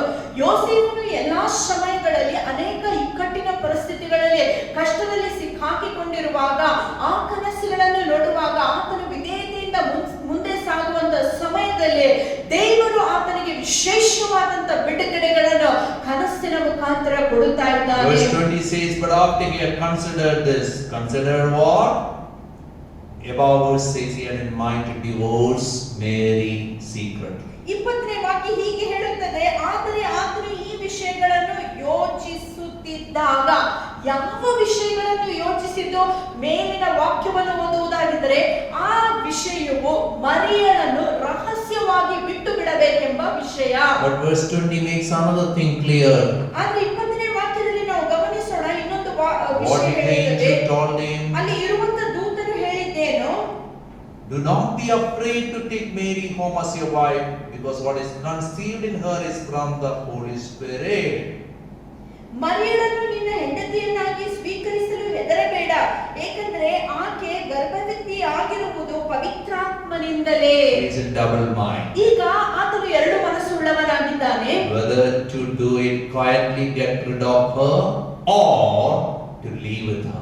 ಅವಳ ಜೊತೆಯಲ್ಲಿ ಮುಂದೆ ಬಾಳಬೇಕೋ ಅಥವಾ ರಹಸ್ಯವಾಗಿ ಅವಳನ್ನು ಬಿಟ್ಟು ಬಿಡಬೇಕಾ ಎಂಬ ಎರಡು ಮನಸ್ಸು ಈಗ ಯೋಸೇಫನಿಗೆ ಬಂದಿದೆ. But he got a confirmation. ಆದ್ರೆ ಈಗ ಆತನಿಗೆ ಒಂದು ಖಚಿತ ಸಿಕ್ಕಿತು. He chose the way of the Lord. ಆತನು ಯೆಹೋವನ ಮಾರ್ಗವನ್ನೇ ಆತನು ಪಡೆದುಕೊಳ್ಳಲು How did the angel of the Lord address him? ಹೇಗೆ ದೇವರ ದೂತನು ಆತನನ್ನು ಕರೆಯುತ್ತಾನೆ? The angel called him, ಆತನನ್ನು ಕರೆಯುವಾಗ Joseph, son of David. ದಾವೀದನ ವಂಶಜನಾದ ಯೋಸೇಫನೇ. If he says that he is from royal line, people will laugh in his workplace. ಒಂದು ವೇಳೆ ನೀನು ರಾಜವಂಶಕ್ಕೆ ಸೇರಿದನೆಂಬುದಾಗಿ ಆತನ ಜೊತೆ ಕೆಲಸಗಾರರು ಕೇಳಿಕೊಂಡರೆ ಅವರು ನಗಬಹುದು. You are calling yourself from royal line, but you are doing mason work. ನೀನು ರಾಜವಂಶದವನೆಂಬುದಾಗಿ ಕರೆಯಲ್ಪಟ್ಟಿದ್ದೆ, ಆದರೆ ನೀನು ಮಾಡುವಂತ ಕೆಲಸ ಕೂಲಿ ಕೆಲಸವಾಗಿದೆ. But he understood the angel of God is not forgot the promises God has delivered to him over the years. ಅನೇಕ ವರ್ಷಗಳಿಂದಲೇ ದೇವರು ಕೊಟ್ಟಿರುವಂತಹ ವಾಗ್ದಾನಗಳನ್ನು ದೇವ ದೂತನು ಆತನಿಗೆ ಎಂಬುದನ್ನು Look ಜ್ಞಾಪಿಸುತ್ತಿದ್ದಾನೆ. at verse 21. 21ನೇ ವಾಕ್ಯ ನೋಡಿ. It talks about the person of the Holy Spirit. ಪರಿಶುದ್ಧಾತ್ಮನ ಕುರಿತಾಗಿ ಮಾತನಾಡುತ್ತದೆ. Holy Spirit is very clear ಪರಿಶುದ್ಧಾತ್ಮನು ಸ್ಪಷ್ಟವಾಗಿ that ಹೇಳುತ್ತಿದ್ದಾನೆ. Mary is conceived because of the overshadowing of the Holy Spirit. ಮರಿಯಳು ಗರ್ಭವತಿಯಾಗಿದ್ದು ಪವಿತ್ರಾತ್ಮನು ಅವಳನ್ನು ಆವರಿಸಿದ ಕಾರಣದಿಂದಲೇ The implantation happened through the Holy Spirit. ಪವಿತ್ರಾತ್ಮನಿಂದಲೇ ಅವಳು ಗರ್ಭವತಿಯಾದಳು. Holy Spirit says she will give birth to a son. The gender of the child is being mentioned. ಮತ್ತು ಈಗ ಪವಿತ್ರಾತ್ಮನು ಹೇಳುತ್ತಾನೆ ಅವಳು ಒಬ್ಬ ಮಗನನ್ನು ಹೆರುವಳು, ಅಂದರೆ ಮಗ ಎಂಬುದಾಗಿ ಪವಿತ್ರಾತ್ಮನು The ಹೇಳುತ್ತಾನೆ. name of the child is mentioned. ಅಲ್ಲಿ ಮಗನ ಹೆಸರು ಸಹ ಬರೆಯಲ್ಪಟ್ಟಿದೆ. Why the name is given? Holy Spirit makes it clear. ಯಾಕೆ ಈ ಹೆಸರನ್ನು ಮಗುವಿಗೆ ಕೊಡಬೇಕೆಂಬುದಾಗಿ ಸಹ ಪವಿತ್ರಾತ್ಮನು Because it ಹೇಳುತ್ತಾನೆ. saves people from their sins. ಆತನು ತನ್ನ ಜನರನ್ನು ಅವರ ಪಾಪಗಳಿಂದ ರಕ್ಷಿಸುವನು. Many times we are stuck up, but remember, God the Holy Spirit knows everything in detail. ಅನೇಕ ಸಾರಿ ನಾವು ಇಕ್ಕಟ್ಟಿನ ಪರಿಸ್ಥಿತಿಯಲ್ಲಿ ಸಿಕ್ಕಾಕಿಕೊಂಡಿರುವಾಗ ಒಂದು ವಿಷಯವನ್ನು ನಾವು ತಿಳಿದುಕೊಳ್ಳಬೇಕು, ನಮ್ಮ ಬಗ್ಗೆ ಪವಿತ್ರಾತ್ಮನಿಗೆ ಎಲ್ಲವೂ ಗೊತ್ತಿದೆ. And Matthew makes it clear. ಮತ್ತು ಮತ್ತಾಯನು ಸ್ಪಷ್ಟವಾಗಿ ಹೇಳುತ್ತಾನೆ. I told you last week, gospel is eyewitnesses, proof after proof to show that God's promises are coming true in Jesus Christ. ಸುವಾರ್ತೆ ಎಂಬುದಾಗಿ ಹೇಳುವಾಗ ಅನೇಕ ಜನರು ಸಾಕ್ಷಿ ಹೇಳುವಂತವರಾಗಿದ್ದಾರೆ. ಅದೇನೆಂದರೆ ದೇವರು ಮಾಡಿರುವಂತ ಎಲ್ಲಾ ವಾಗ್ದಾನಗಳು ಯೇಸು ಕ್ರಿಸ್ತನಲ್ಲಿ ನೆರವೇರಿಸಲ್ಪಟ್ಟಿವೆ. Verse 22 and 23. 22 ಮತ್ತು 23ನೇ ವಾಕ್ಯ. Matthew said all this. The Lord has said. ಮತ್ತಾಯನು ಹೀಗೆ ಹೇಳ್ತಾನೆ, ದೇವರು ತನ್ನ ಪ್ರವಾದಿಗಳ ಮುಖಾಂತರ ಹೇಳಿದ್ದನ್ನು God has said ನೆರವೇರಿಸಿದ್ದಾನೆ. word in Isaiah 7 verse 40. ಯೆಶಾಯನ ಪ್ರವಾದನೆ ಗ್ರಂಥ 7ನೇ ಅಧ್ಯಾಯದ 14ನೇ ವಾಕ್ಯದಲ್ಲಿ ದೇವರು ಹೇಳಿದ್ದಾನೆ. All this took place to fulfill what the Lord had said through the prophet Isaiah in chapter 7 of Isaiah's book and verse 40. ನಾವು ನೋಡುತ್ತೇವೆ ಯೆಶಾಯನ ಪ್ರವಾದನೆ ಗ್ರಂಥ 7ನೇ ಅಧ್ಯಾಯದ 14ನೇ ವಾಕ್ಯದಲ್ಲಿ ಇದೆಲ್ಲ ಬರೆಯಲ್ಪಟ್ಟಿದೆ. It was a promise to King Ahaz. God is saying, a virgin girl, she will conceive, and before the child will know what is right or wrong, the opposing kings, the king of Aram and the king of Israel will be no more. God is not with the majority, but God is with the minority. Though it seems impossible, everything is possible by God. ಅಲ್ಲಿ ಪ್ರವಾದಿಯಾದ ಯೆಶಾಯನು ಹೇಳುವಂತ ಮಾತೇನೆಂದರೆ, ಈ ಮಗುವು ಬೆಳೆದು ಆ ಮಗುವಿಗೆ ಜ್ಞಾನ ಬರುವಕ್ಕಿಂತ ಮುಂಚೆ ಆಹಾಜ್ ಎಂಬ ಅರಸನ ಕಾಲದಲ್ಲಿ ಯೂದಾ ಎಂಬ ಈ ಕುಲದಲ್ಲಿ ನಾವು ನೋಡುತ್ತೇವೆ, ಯಾರ್ಯಾರು ದೇವರನ್ನು ವಿರೋಧಿಸುತ್ತಾರೋ ಅವರು ಬಹುಸಂಖ್ಯೆಗೆ ಸೇರಿದ್ದರೂ ಸಹ ದೇವರು ಅವರ ಜೊತೆಯಲ್ಲಿಲ್ಲ. ಕನಿಷ್ಠ ಪಕ್ಷಕ್ಕೆ ಸೇರಿದಂತ ದೇವರಿಗೆ ವಿಧೇಯರಾದಂತ ಜನರೊಟ್ಟಿಗೆ ಮಾತ್ರವೇ ದೇವರಿದ್ದಾನೆ. That promise to Ahaz that had its double fulfillment in Jesus Christ. He is a wonderful counselor, everlasting Father, Prince of Priests, the mighty God. ನಾವು ನೋಡುತ್ತೇವೆ ಈ ಒಂದು ವಾಗ್ದಾನವು ಯೇಸು ಕ್ರಿಸ್ತನಲ್ಲಿ ಅದು ನೆರವೇರಿಸಲ್ಪಟ್ಟನು. ಅದೇನೆಂದರೆ ಈತನು ಅದ್ಭುತ ಸ್ವರೂಪನು, ಆಲೋಚನಕರ್ತನು, ಪರಾಕ್ರಮಿಯಾದ ದೇವರು, ನಿತ್ಯನಾದ ತಂದೆ, ಸಮಾಧಾನ ಪ್ರಭು ಎಂಬುದಾಗಿ ಯೇಸು ಕ್ರಿಸ್ತನು ಕರೆಯಲ್ಪಡುವನು. The people call him Emmanuel, God with us. ಇದರ ಅರ್ಥ ಇಷ್ಟೇ, ಜನರು ಆತನನ್ನು ಇಮ್ಮಾನುವೇಲ ಎಂಬುದಾಗಿ ಕರೆಯುತ್ತಾರೆ, ಅಂದರೆ ದೇವರು ನಮ್ಮ ಜೊತೆಯಲ್ಲಿದ್ದಾನೆ. The invisible God of history, he becomes visible in Jesus Christ. ಇತಿಹಾಸದಲ್ಲಿರುವಂತ ಅದೃಶ್ಯನಾದಂತ ದೇವರು ನಮ್ಮ ಮಧ್ಯದಲ್ಲಿ ಯೇಸು ಕ್ರಿಸ್ತನ ಮುಖಾಂತರ ಕಾಣಿಸಿಕೊಳ್ಳುತ್ತಾ ಇದ್ದಾನೆ. The untouchable God become touchable while he lives among God's people, and that's why his saints said, we felt him, we touched him, we know who he is. ಅಸ್ಪರ್ಶ್ಯನಾದಂತ ಹಳೆ ಒಡಂಬಡಿಕೆಯ ದೇವರು ಈಗ ಹೊಸ ಒಡಂಬಡಿಕೆಯಲ್ಲಿ ಆತನನ್ನು ಮುಟ್ಟಲು ಸಾಧ್ಯವಾಗುತ್ತದೆ. ಆದ್ದರಿಂದ ಸದ್ಭಕ್ತರು ಹೊಸ ಒಡಂಬಡಿಕೆಯಲ್ಲಿ ಹೀಗೆ ಬರೆಯುತ್ತಾ ಇದ್ದಾರೆ, ನಾವು ಆತನನ್ನು ಕಣ್ಣಾರೆ ಕಂಡೆವು, ನಾವು ಆತನನ್ನು ಮುಟ್ಟಿದೆವು, ನಾವು ಆತನನ್ನು ಅನುಭವಿಸಿದೆವು, ಎಂಬುದಾಗಿ ಸದ್ಭಕ್ತರು ಯೇಸು ಕ್ರಿಸ್ತನ ಬಗ್ಗೆ ಹೇಳುತ್ತಾ ಇದ್ದಾರೆ. The God who seemed to be so far became so close to us, so near to us. ನಮ್ಮಿಂದ ಬಹಳಷ್ಟು ದೂರವಾಗಿರುವಂತಹ ದೇವರು ಯೇಸು ಕ್ರಿಸ್ತನ ಮುಖಾಂತರ ನಮ್ಮ ಸಮೀಪಕ್ಕೆ ಬಂದಿದ್ದಾನೆ ಎನಿಸಿತು. Only a living God can be a very present help in our difficult times. ನಮ್ಮ ಎಲ್ಲಾ ಕಷ್ಟ ಪರಿಸ್ಥಿತಿಗಳಲ್ಲಿ ಸಜೀವ ದೇವರು ಮಾತ್ರ ನಮಗೆ ಸೂಕ್ತ ಸಹಾಯಕರಾಗಿರಲು This ಸಾಧ್ಯವಾಗುತ್ತದೆ. utterly holy God which is set apart from all creation, He becomes intentionally personal in Jesus Christ and He touched human beings. Whoever touched Him got healed and whoever He touched was transformed. ನಾವು ನೋಡುತ್ತೇವೆ ಅತಿ ಪರಿಶುದ್ಧವಾದ ಈ ದೇವರು ಮನುಷ್ಯಾವತಾರವನ್ನು ಧರಿಸಿಕೊಂಡ ನಮ್ಮ ಮಧ್ಯದಲ್ಲಿ ವಾಸವಾಗುವಂತ ಸಮಯದಲ್ಲಿ ಈತನು ಪರಿಶುದ್ಧನಾದ ಆತನು ವೈಯಕ್ತಿಕವಾದಂತ ದೇವರಾಗುತ್ತಾನೆ.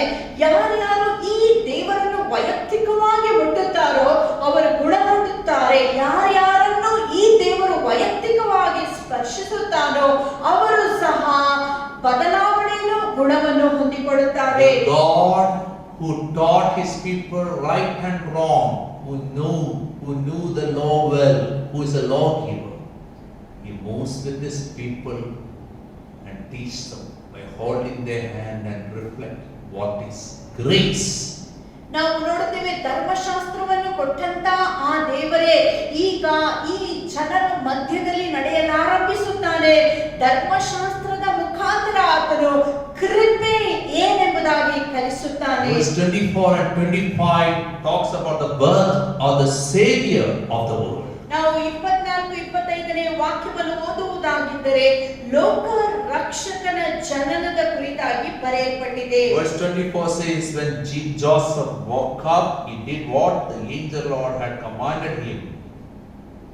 24ನೇ ವಾಕ್ಯ, ಯೋಸೇಫನು ನಿದ್ದೆಯಿಂದ ಎಚ್ಚರಗೊಂಡ ಮೇಲೆ ಕರ್ತನ ದೂತನು ಆಜ್ಞಾಪಿಸಿದಂತೆ ಮರಿಯಳನ್ನು ತನ್ನ ಹೆಂಡತಿಯನ್ನಾಗಿ ಸ್ವೀಕರಿಸಿದನು. Matthew 2 verse 14, verse 21, verse 23 repeats the same phrase. When Joseph woke up, he did what God wanted.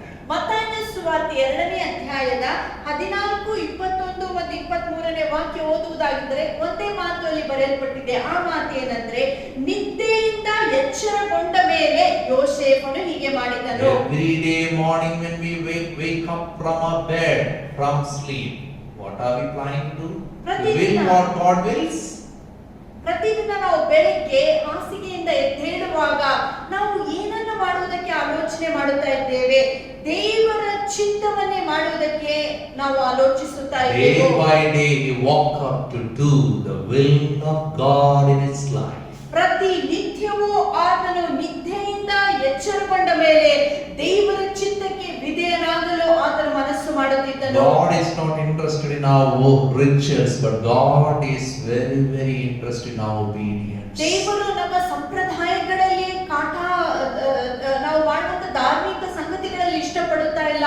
ಆತನು ಬಯಸುವುದು ಒಂದೇ, ಅದು ವಿಧೇಯತೆಯಾಗಿದೆ. When we love Him, ನಾವು ಆತನನ್ನು none ಪ್ರೀತಿಸುವಾಗ of His commandments become burdensome. ಆತನ ಆಜ್ಞೆಗಳನ್ನು ಪಾಲಿಸುವುದು ನಮಗೆ ಭಾರವೆಂಬುದಾಗಿ ಅನ್ನಿಸುವುದಿಲ್ಲ. What a difficult task to have Mary as wife, in spite of all world is against it. ಇಡೀ ಲೋಕವು ಮರಿಯಳೆಂಬ ಈಕೆಯನ್ನು ಹೆಂಡತಿಯಾಗಿ ಸ್ವೀಕರಿಸುವುದನ್ನು ವಿರೋಧಿಸುವಂತ ಸಮಯವು ಅದು ಕಷ್ಟಕರವಾದ ಸಮಯ. Joseph could endure the unendurable because of his obedience and because of the supernatural power and wisdom of God Almighty. ಸಹಿಸಲಾರದಂತ ಸಂಗತಿಗಳನ್ನು ಯೋಸೇಫನಿಗೆ ಸಹಿಸಿಕೊಳ್ಳಲು ಸಾಧ್ಯವಾಗಿತ್ತು, ಯಾಕಂದರೆ ಆತನು ದೇವರ ಮೇಲೆ ಆಶ್ರಯಿಸಿಕೊಂಡನು. Our God is a God who rewards obedience. ನಮ್ಮ ದೇವರು ನಮ್ಮ ವಿಧೇಯತೆಯನ್ನು ಗೌರವಿಸುವಂತ ದೇವರಾಗಿದ್ದಾನೆ. Chapter 1 ends like this, and Joseph gave him the name Jesus. ಅವನು ಈ ಒಂದು ಅಧ್ಯಾಯವು ಹೀಗೆ ಮುಕ್ತಾಯ ಹೊಂದುತ್ತದೆ. ಆತನಿಗೆ ಯೇಸು ಎಂದು ಹೆಸರಿಟ್ಟನು. Only one person in the world had the privilege of naming the earthly Jesus the divine God who became human being. ದೈವಿಕವಾದ ದೇವರು ಮನುಷ್ಯಾವತಾರವನ್ನು ಧರಿಸಿದಂತ ದೇವರಿಗೆ ಹೆಸರಿಡುವುದಕ್ಕೆ ಒಬ್ಬರಿಗೆ ಮಾತ್ರವೇ ಈ ಒಂದು ಅವಕಾಶ ಕೊಡಲ್ಪಟ್ಟಿತ್ತು. That came to him because of his obedience. ಆತನು ದೇವರಿಗೆ ವಿಧೇಯರಾಗಿರುವ ಕಾರಣದಿಂದ ಈ ಒಂದು ಸದವಕಾಶವು ಆತನಿಗೆ ಕೊಡಲ್ಪಟ್ಟಿತ್ತು. Verse 25 Matthew highlights. 25ನೇ ವಾಕ್ಯದಲ್ಲಿ ಮತ್ತಾಯನು ಹೇಳುವಂತ But ಮಾತು, Joseph had no union with her until she gave birth to a son. ಅವಳು ಗಂಡು ಮಗುವನ್ನು ಹೆರುವ ತನಕ ಅವನು ಆಕೆಯನ್ನು ಕೂಡಲಿಲ್ಲ ಎಂಬುದಾಗಿ ಮತ್ತಾಯನು ಹೇಳುತ್ತಾನೆ. It's a good way of saying that until Jesus was born, Joseph and Mary never had physical intimacy. ನಾವು ನೋಡುತ್ತೇವೆ ಯೇಸು ಸ್ವಾಮಿ ಹುಟ್ಟುವ ತನಕ ಯೋಸೇಫ ಮತ್ತು ಮರಿಯಳು ಅವರು ಕೂಡಲಿಲ್ಲ. What a self-control he had. ಎಂಥ ಸ್ವನಿಯಂತ್ರಣ ಈತನಲ್ಲಿತ್ತು. Ask Joseph, why are you having so much self-control? ಯೋಸೇಫನೇ, ನಿನ್ನಲ್ಲಿ ಈ ಸ್ವನಿಯಂತ್ರಣ ಎಲ್ಲಿಂದ ಬಂದಿತ್ತು? He will tell you, I want to honor my Savior. ಆತನಲ್ಲಿರುವಂತ ಉತ್ತರ ಒಂದೇ, ನನ್ನ ರಕ್ಷಕನನ್ನು ಮಾನಿಸಲು ಗೌರವಿಸಲು ನಾನು ಬಯಸುತ್ತೇನೆ. It was his right to enjoy physical intimacy. ಆತನು ಮರಿಯಳ ಜೊತೆ ಕೂಡುವುದು ಅದು But ನ್ಯಾಯವಾಗಿತ್ತು. he waited to honor Jesus Christ. ಆದರೆ ಯೇಸುವನ್ನು ಗೌರವಿಸುವುದಕ್ಕೆ ಆತನು ಕಾದುಕೊಂಡಿದ್ದನು. Matthew is making clear. ಮತ್ತಾಯನು ಸ್ಪಷ್ಟೀಕರಿಸುತ್ತಾನೆ, The child which is going to be born ಈಗ ಜನಿಸುವಂತ ಮಗುವು is from divine origin. ಅದು ಒಂದು ದೈವಿಕವಾದ ಮಗುವಾಗಿದೆ. After Jesus was born, ಯೇಸು ಸ್ವಾಮಿ ಜನಿಸಿದ ನಂತರ Joseph and Mary had children. ಯೋಸೇಫ ಮರಿಗಳಿಗೆ ಮಕ್ಕಳು ಹುಟ್ಟಿದರು. Matthew makes it clear in chapter 13. ಮತ್ತಾಯನು ಈ ವಿಷಯವನ್ನು 13ನೇ ಅಧ್ಯಾಯದಲ್ಲಿ ಸ್ಪಷ್ಟೀಕರಿಸಿದ್ದಾನೆ. Verse 53 to 58. 53ನೇ ವಾಕ್ಯದಿಂದ 58ನೇ Verse ವಾಕ್ಯದವರೆಗೆ. 55. Isn't this the carpenter's son? Isn't his mother's name Mary? And aren't his brothers James, Joseph, Simon, and Judas? And all his sisters with us? Where then did this man get all these things? And they took offense at him. But Jesus said to them, only in his hometown and in his own house is a prophet without honor. ಈತನು ಬಡಿಗನ ಪುತ್ರನಲ್ಲವೇ? ಮರಿಯಳೆಂದು ಕರೆಯಲ್ಪಟ್ಟವಳು ಈತನ ತಾಯಿ ಅಲ್ಲವೇ? ಯಾಕೋಬ, ಯೋಸೇಫ, ಸೀಮೋನ, ಯೂದನು ಈತನ ಸಹೋದರರಲ್ಲವೇ? ಈತನ ಸಹೋದರಿಯರೆಲ್ಲರೂ ನಮ್ಮೊಂದಿಗೆ ಇದ್ದಾರಲ್ಲವೇ? ಹಾಗಾದರೆ ಇವೆಲ್ಲವೂ ಈತನಿಗೆ ಎಲ್ಲಿಂದ ಬಂದಿತು ಎಂದು ಮಾತನಾಡಿಕೊಂಡರು. ಅವರು ಆತನನ್ನು ತಾತ್ಸಾರ ಮಾಡಿದರು. ಆದರೆ ಯೇಸು ಅವರಿಗೆ, ಪ್ರವಾದಿಗೆ ಎಲ್ಲಿದ್ದರೂ ಮರ್ಯಾದೆ ಇರುವುದು, ಆದರೆ ತನ್ನ ಸ್ವಂತ ಊರಿನಲ್ಲಿ ಹಾಗೂ ತನ್ನ ಸ್ವಂತ ಮನೆಯಲ್ಲಿ ಮಾತ್ರ ಮರ್ಯಾದೆ ಇರುವುದಿಲ್ಲ ಎಂದರು. According to the eyewitness Matthew, Jesus had half brothers. ನಾವು ನೋಡುತ್ತೇವೆ ಮತ್ತಾಯನ ಸಾಕ್ಷಿಗನುಸಾರವಾಗಿ ಯೇಸು ಕ್ರಿಸ್ತನಿಗೆ ಅರ್ಧ ಸಹೋದರರಿದ್ದರು. He had 4 half brothers and minimum 2 sisters. ಆತನಿಗೆ ಆತನ ತಂದೆ ತಾಯಿಗಳ ಮುಖಾಂತರ ಹುಟ್ಟಿರುವಂತ 4 ಸಹೋದರರು ಮತ್ತು ಬಹುತೇಕವಾಗಿ 2 ಅಥವಾ ಹೆಚ್ಚು ಸಹೋದರಿಯರಿದ್ದರು. Who were the children of Joseph and Mary. ಇವರು ಮರಿಯಳು ಮತ್ತು ಯೋಸೇಫನ ಮಕ್ಕಳಾಗಿದ್ದರು. When you come to Matthew's Gospel chapter 12, ಮತ್ತಾಯನ ಸುವಾರ್ತೆ 12ನೇ ಅಧ್ಯಾಯವನ್ನು ನೋಡುವಾಗ Jesus was talking to the crowd. His mother and brothers stood outside. They want to speak to Jesus. ಈಗ ಯೇಸು ಸ್ವಾಮಿ ಗುಂಪಿನೊಟ್ಟಿಗೆ ಮಾತನಾಡುವಾಗ ಆತನ ತಾಯಿಯು ಮತ್ತು ಸಹೋದರರು ಆಚೆ ನಿಂತುಕೊಂಡು ಯೇಸುಗಾಗಿ ಕಾಯುತ್ತಿದ್ದಾರೆ. Someone told Jesus, your mother and brothers are standing outside wanting to speak to you. ಆಗ ಯಾರೋ ಬಂದು ಹೀಗೆ ಹೇಳ್ತಾರೆ, ನಿಮ್ಮ ತಾಯಿ ಮತ್ತು ನಿನ್ನ ಸಹೋದರರು ನಿನ್ನ ಸಂಗಡ ಮಾತನಾಡಬೇಕಂತ ಕಾಯುತ್ತಾ ಇದ್ದಾರೆ. Jesus replied to him, who is my mother and who are my brothers? Pointing to his disciples, he said, here are my mother and my brothers. For whoever does the will of my Father in heaven is my brother and sister and mother. ಅದಕ್ಕೆ ಆತನು ತನಗೆ ಹೇಳಿದವನಿಗೆ ಉತ್ತರವಾಗಿ, ನನ್ನ ತಾಯಿ ಯಾರು, ನನ್ನ ಸಹೋದರರು ಯಾರು ಎಂದು ಹೇಳಿ ಶಿಷ್ಯರ ಕಡೆಗೆ ತನ್ನ ಕೈ ಚಾಚಿ, ಇಗೋ ನನ್ನ ತಾಯಿ ಮತ್ತು ನನ್ನ ಸಹೋದರರು, ಪರಲೋಕದಲ್ಲಿರುವ ನನ್ನ ತಂದೆಯ ಚಿತ್ತವನ್ನು ಮಾಡುವವನೇ ನನ್ನ ಸಹೋದರ ಸಹೋದರಿ ಮತ್ತು ತಾಯಿ ಎಂದನು.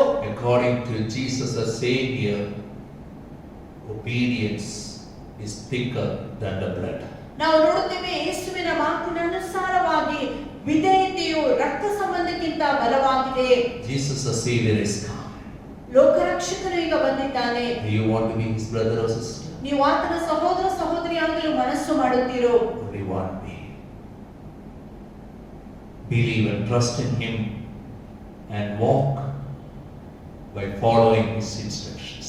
ನೀವು ಆತನಲ್ಲಿ ನಂಬಿಕೆ ಇಟ್ಟು ಆತನ ಸೂಚನೆಗನುಸಾರವಾಗಿ ಧರ್ಮಶಾಸ್ತ್ರದ ಅನುಸಾರವಾಗಿ ನಡೆಯಿರಿ. May God help each one of us ದೇವರು ತಾನೇ ನಮ್ಮೆಲ್ಲರಿಗೆ ಸಹಾಯ ಮಾಡಲಿ. to enjoy the Savior in our life ಈ ಒಂದು ರಕ್ಷಕನನ್ನು ನಮ್ಮ ಜೀವಿತದಲ್ಲಿ and ಅನುಭವಿಸುವುದಕ್ಕೆ, to become a new creation in Christ Jesus. ಯೇಸು ಕ್ರಿಸ್ತನಲ್ಲಿ ಹೊಸ ಸೃಷ್ಟಿ ಆಗುವುದಕ್ಕೆ. And Jesus is coming back again to gather the obedient ಯಾರ್ಯಾರು ವಿಧೇಯರಾಗಿದ್ದಾರೋ ಅಂತವರಿಗೋಸ್ಕರ ಯೇಸು ಸ್ವಾಮಿ ಪುನಃ ಹಿಂತಿರುಗಿ and ಬರಲಿಕ್ಕಿದ್ದಾನೆ judge the disobedient. ಮತ್ತು ಅವಿಧೇಯರನ್ನು ನ್ಯಾಯ ತೀರಿಸುವುದಕ್ಕೆ ಬರಲಿಕ್ಕಿದ್ದಾನೆ. God bless all of you. ದೇವರು ತಾನೇ ನಿಮ್ಮೆಲ್ಲರನ್ನು ಆಶೀರ್ವಾದ ಮಾಡಲಿ.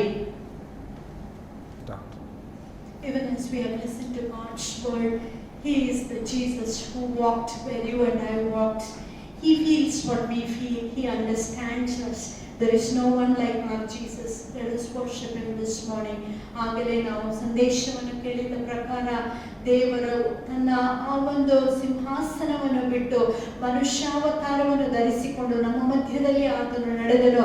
ಆ ಕಾರಣದಿಂದ ನಮ್ಮನ್ನು ಅರ್ಥೈಸಿಕೊಳ್ಳುವುದಕ್ಕೆ ಆತನು ಶಕ್ತರಾದ ದೇವರಾಗಿದ್ದಾನೆ. ನಮ್ಮನ್ನು ಪ್ರೀತಿಸುವುದಕ್ಕೆ ಆತನನ್ನು ಹೊರತಾಗಿ ಯಾರಿಗೂ ಆಗಲ್ಲ. ಈ ದೇವರನ್ನು ನಾವು ಆರಾಧನೆ ಮಾಡೋಣ.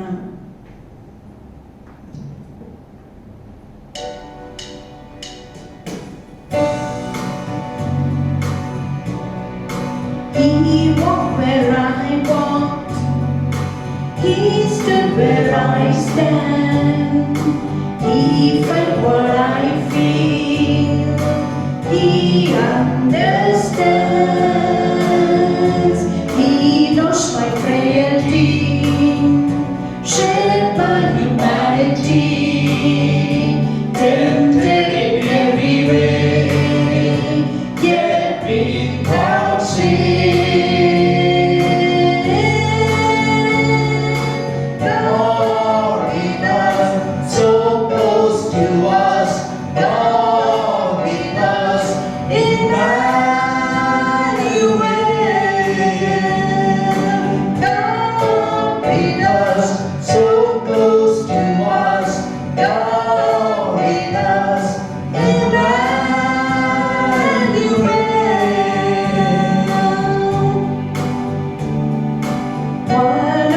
Hated race, stung by the prejudice, suffering injustice, yet He forgives.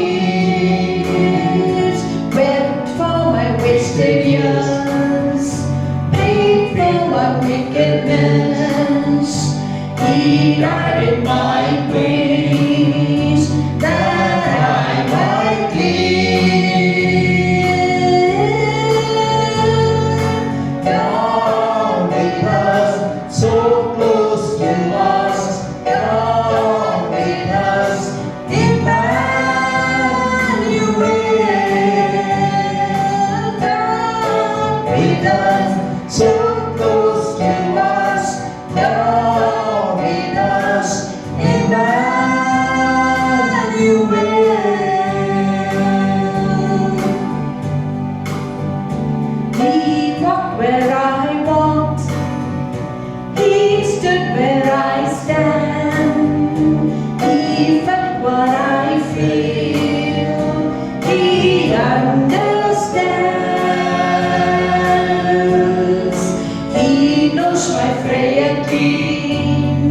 Shared by humanity, tempted in every way, yet without sin.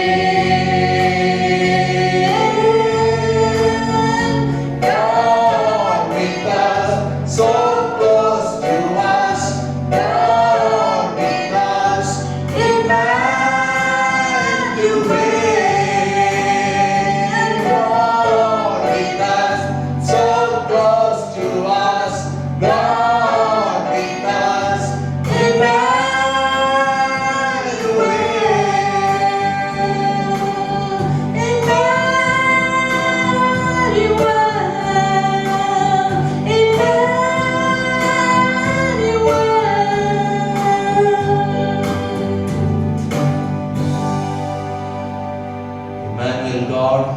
we ask you, enable us to live in your awareness every day. ಇಮ್ಮಾನುವೇಲನಾದ ದೇವರೇ, ನಾವು ನಿನ್ನಲ್ಲಿ ಬೇಡಿಕೊಳ್ಳುತ್ತೇವೆ, ಪ್ರತಿ ದಿನವೂ ಸ್ವಾಮಿ ನಿನ್ನ ಅರಿವಿನಲ್ಲಿ ಬದುಕುವುದಕ್ಕಾಗಿ ನಮಗೆ ಸಹಾಯ In ಮಾಡು. Jesus' name. ಯೇಸು ನಾಮದಲ್ಲಿ Amen. ಆಮೆನ್.